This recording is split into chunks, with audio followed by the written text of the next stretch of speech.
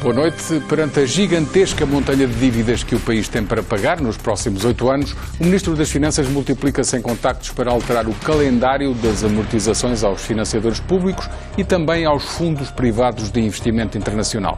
Por seu lado, o Ministro da Economia lança um plano de reindustrialização do país, estabelece regras para o Banco Público, Caixa Geral de Depósitos, emprestar às empresas e aposta na desburocratização. Enquanto todas estas iniciativas estão em marcha, a austeridade para reduzir o déficit e convencer os mercados de que vamos ser capazes de pagar a dívida afeta praticamente todas as famílias. Mas neste quadro há setores protegidos em Portugal onde a crise parece não ter chegado. Algumas empresas beneficiam de leis especiais que as protegem e lhes garantem lucros. Um dos setores que vive com rendas garantidas é o da energia. O diagnóstico foi feito pela Troika na análise à economia portuguesa há quase 2 anos. Mas a revisão de alguns contratos e a anunciada liberalização não levou a uma descida dos preços, bem pelo contrário. Convidado desta edição, Henrique Gomes, o anterior secretário de Estado da Energia. Obrigado por ter vindo. Muito obrigado, Bel. Eu começo por lhe fazer uma pergunta muito geral. Os preços da energia, e nomeadamente da eletricidade em Portugal, podiam ser mais baixos? Com o déficit atual, que no final do ano poderá estar na ordem dos 4 mil milhões, não. Vamos ter uma pressão enorme para não descer nos próximos anos. Portanto, a nossa preocupação é terá que ser conter o aumento da dívida ano após ano, conter o déficit, para que possamos criar condições para mais tarde ter uma energia mais competitiva. Mas descer os preços, não. A manutenção do último ano, com a criação de dívida adicional que não estava previsto e que aparentemente a Troika não iria aceitar, mas que aceitou, no último ano acrescentou mais dívida ainda, mais déficit ainda. Porquê? Porque politicamente não há condições para repercutir todos os custos que são reconhecidos pelo Estado em nosso nome, em nome dos consumidores,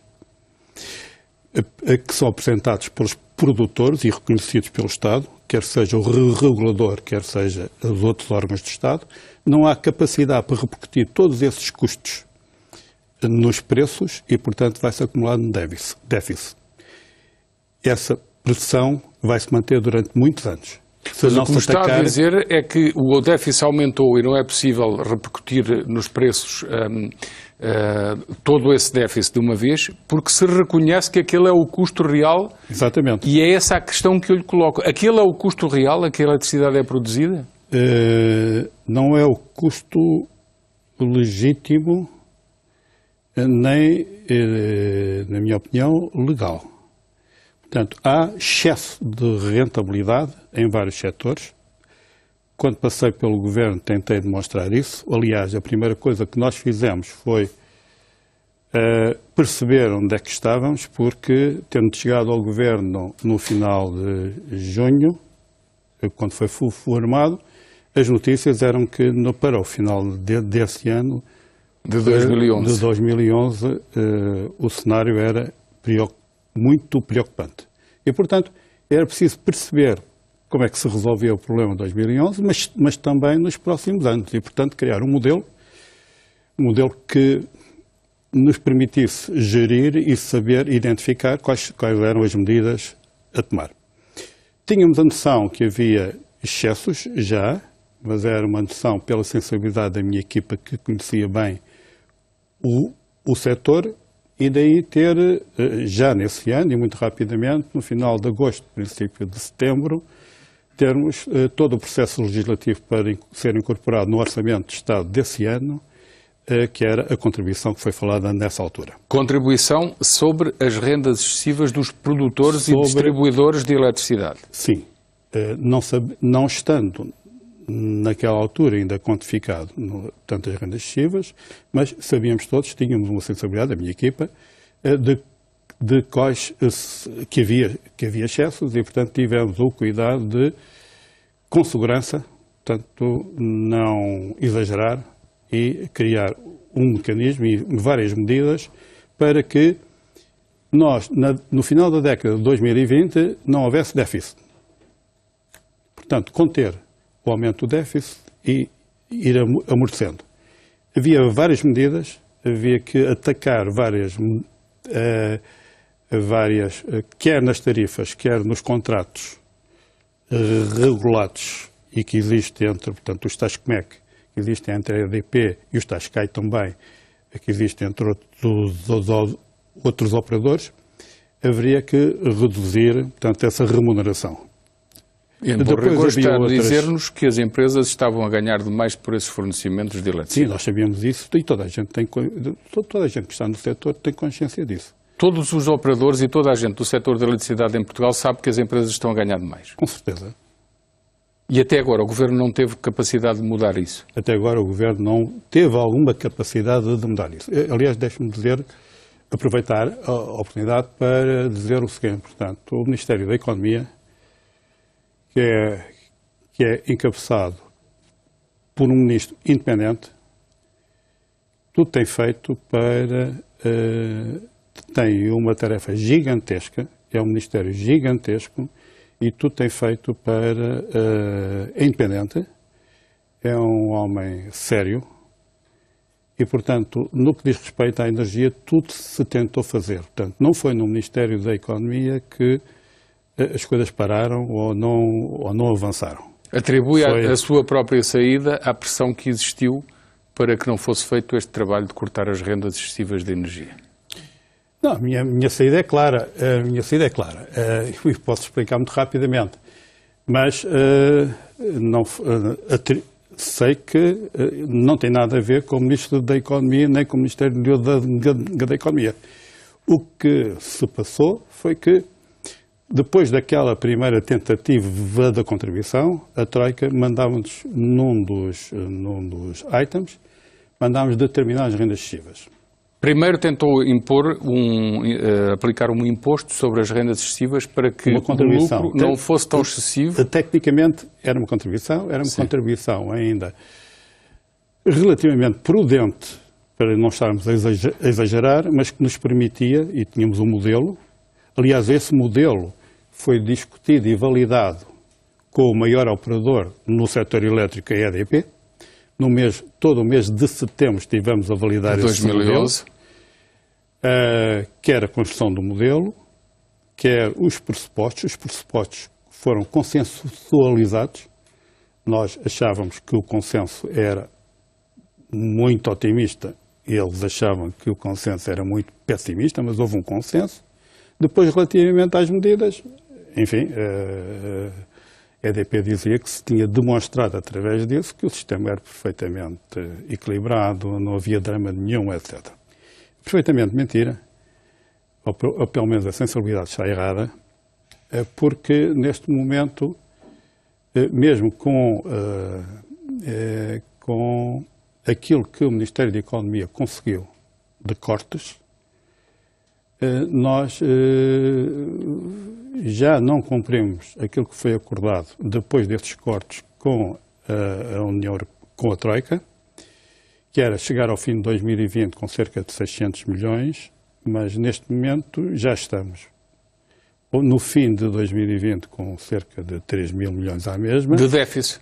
Sim, Está-me a dizer que o Ministro da Economia disse que, com as medidas de cortes que tinham sido anunciadas há alguns meses, que se garantia que se chegasse a 2020 que sem praticamente déficit. Isso já não era verdade neste momento, já voltou à situação em que em 2020 haverá de novo um déficit gigantesco no setor da eletricidade. Na minha opinião e na minha convicção, e conheço bem o modelo, mas não tenho números atualizados, não tenho esses instrumentos, mas por aquilo que eu sabia, pelas variáveis e por aquilo que eu observo, estaremos já por volta dos 3 mil milhões e vamos ultrapassar isso. Portanto, não foi resolvido o problema. O Governo não conseguiu resolver o problema das rendas excessivas no setor da eletricidade, que beneficiou um maior operador. De maneira nenhuma.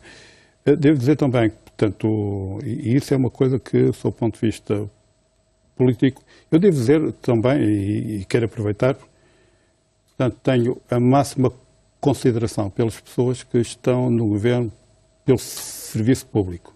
Sei que aquilo é uma vida de sacrifício, de dedicação e o país está em condições dramáticas, está numa crise dramática e, portanto, as condições de governo são das mais difíceis dos últimos anos, de certeza. Dito isto, o senhor tentou fazer esse corte de rendas excessivas por um imposto, pela aplicação de taxa, não foi possível, teve que sair. Em bom rigor... Depois determinámos as rendas excessivas, porque Sim. a Troika nos obrigava, e então fizemos um trabalho para a determinação. E pediu um estudo internacional. Pedi ajuda internacional para me determinar os referenciais de benchmarking da indústria europeia. Para os espectadores perceberem as melhores práticas que levam ao melhor preço. A melhor remuneração que para aquelas tecnologias havia naqueles anos. Sim. Pronto, para poder comparar. Essa foi a parte internacional. Depois, a parte da produção ordinária, quer dizer, centrais de ciclo combinado e hídricas, regime normal, EDP e 2 operadores, fomos nós, na nossa equipa, que fizemos, portanto, as contas. Para a parte da PRE, produção de regime especial, eólicas, renováveis, etc., biomassa, etc. Pedimos ajuda a um consultor internacional, mas que está cá, que nos ajudou a determinar quais eram as rentabilidades que seriam adequadas para aquelas tecnologias de acordo com os tempos. Portanto, aquilo foi montado e o relatório foi feito. Portanto, até foi entregue ao Governo para se mandar para a Troika em finais de janeiro. Janeiro de 2012. 2012, já. E depois o relatório apareceu nas mãos de um dos operadores, do maior operador. O relatório apareceu 1 hora depois, ou 2 horas depois. 1 hora depois estava na EDP. Estava na EDP, porque a EDP estava a reagir. Mas Suposto ser um documento de uso restrito? Não é. É uma inconfidência, mas o Sr. Ministro tinha tido o cuidado de mandar em mão ao Primeiro-Ministro. E houve ali um desvio no circuito, apareceu uma cópia do O Sr. Ministro, obviamente, que o entregou a alguém, não é? Para ser analisado e para... Sim. Pronto. Portanto, isto antes do almoço. Sim, mas esse estudo concluía que Portugal estava a pagar muito mais e iria pagar, eu retive o número, 4 mil milhões de euros a mais até 2020 em rendas excessivas. Sim. Algumas já passadas. Sim, mas no somatório iam levar a 4 mil milhões de euros. Exatamente. Portanto, já tinha pago algumas, ia pagar 3.925. Certo. E, entretanto, o que é que acontece, ainda antes da sua saída? Entretanto, já estávamos numa altura do Ministério da Economia com outros ministérios, o gato e o rato, etc. Portanto, as dificuldades eram grandes. Sim. O que quer dizer com o gato e o rato? Coisa que nós não... Sentiu falta de apoio nessa altura? Não do meu ministro, nunca. Sim, mas sentiu que ele próprio não tinha apoio no governo? Não tinha apoio. Nem do Primeiro-Ministro? Não sei de onde é que faltava o apoio, mas o Sr. Primeiro-Ministro afastou-se do assunto, deixou o assunto entre finanças, entre o Governo, não é? Portanto, sim. As finanças são determinantes. E porquê é que sentiu que tinha que sair? Ou foi convidado a sair? Não, porque nessa altura, e é uma coisa que tem acontecido no Ministério da Economia, quando as coisas não estão de acordo com algumas orientações, alguém toma conta do Ministério aos poucos, não é? E foi o que aconteceu também aqui. Portanto, havia pessoas dentro do Governo que também já tratavam de energia. Isto por um lado, o cerco, portanto, estava-se apertado. Depois, nós estávamos numa fase que tinha havido a privatização a contribuição não tinha avançado.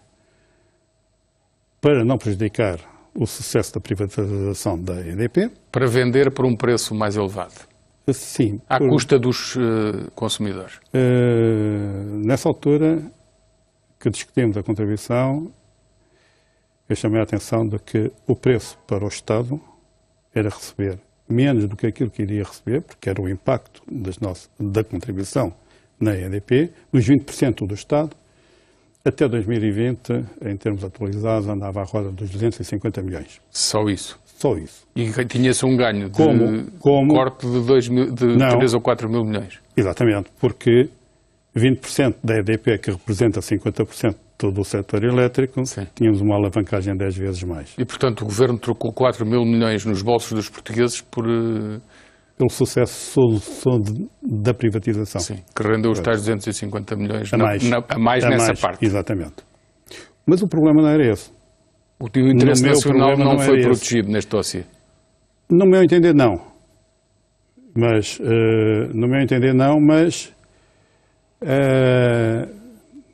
acho que se vendeu por um prato de lentilhas a mais, portanto, um instrumento que poderia ter equilibrado as contas do setor elétrico. E a dizer que o seu problema não era esse, qual era?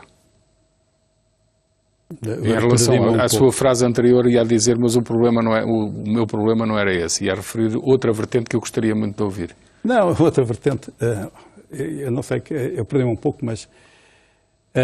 e que levou depois à sua saída do Governo. Pois, levou é que todo este processo é um processo altamente político e estamos a falar de pura política. Sim. Não, o que me levou foi a entrega desse dossiê das rendas excessivas, que levou a algumas reações dentro do Governo, de algum incómodo. Quem é que se incomodou mais? Diga? Quem é que se incomodou mais? O Ministério das Finanças? Fora do Ministério da Economia. Sim. A linha do Ministério da Economia, portanto, Ministro e Secretaria de Estado estava impecável. Nós poderíamos não ter a mesma sensibilidade relativamente a questões táticas, mas o resto, o suporte foi total, sempre. Sim. O problema é que, entretanto, tinha havido a privatização, eu já me lembro onde é que estava, tinha havido a privatização da EDP, portanto, a privatização da EDP, no meu conceito, já não seria perturbada, tínhamos acabado o ciclo. Eu esperei uma semana e dei uma entrevista chamando a atenção que o Estado tinha que assumir as suas obrigações e defender o interesse público. Essa entrevista deu algum incómodo porque havia um compromisso para não fazer nada sem negociações. Mas eu também dizia nessa entrevista que uma das vias era as negociações. Se não chegássemos a acordo, então o Estado tinha que impor o interesse público. Portanto, a entrevista é clara. Essa entrevista não é bem aceita, mas eu preparo-me para fazer negociações. Ora, negociações com um grande operador como a EDP, com a economia da EDP, e neste ambiente, como é que se fazem? Eu só tinha uma saída e preparei essa saída. Arranjar uma boa equipa, pequena mas boa equipa, e anunciar o objetivo, que era a eliminação das rendas. Eliminação? Eliminação das rendas, claro, porque rendas é acima da rentabilidade. Renda excessiva é acima daquilo que seria razoável. Exatamente, são as rendas, portanto há contratos, portanto recebe-se uma renda, mas aquilo que é acima do razoável, acima do benchmark europeu, que era o nosso, isso era rendas. Há aqui um pormenor técnico que às vezes a produção de regime especial diz que não tem rendas. É verdade. São quase rendas porque são as tarifas. Eles não têm rendas. Mas as tarifas são elevadíssimas. São. E portanto há excessos. Sim. A remuneração também é excessiva. Não é através de uma renda excessiva, mas isso é uma tecnicidade. Portanto, no fundo, estavam identificados e é preciso eliminar isso. Sim. É um problema de equilíbrio e de justiça, óbvia, não é? Especialmente numa altura em que o país, em que toda a gente é chamada a sacrifícios. E muito bem. E depois não conseguiu aplicar essa sua estratégia? Não, porque fui proibido de falar de rendas. De rendas não, e do valor. Nem de rendas, eu podia falar nem do valor. pelo Governo, pelo Sr. Ministro, mas o Sr. Ministro, num determinado discurso que eu ia fazer,